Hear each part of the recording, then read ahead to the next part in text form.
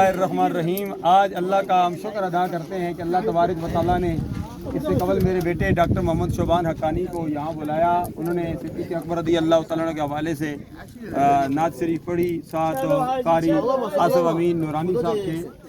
یہ وہ جگہ ہے جہاں حضرت سلمان علیہ السلام کا جب لشکر گزر رہا تھا تو ایک سانپ نے آواز سنی، حضرت سلمان علیہ السلام نے فرمایا یہاں سے سنبھل کے گزرنا۔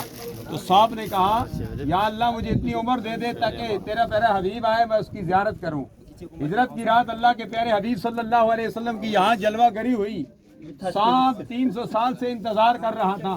صدیق اکبر رضی اللہ تعالیٰ عنہ نے سارے سوراخ اپنے امامہ شریف کے ٹکڑے ٹکڑے کر کے بند کر دیے، ایک سوراخ باقی رہ گیا۔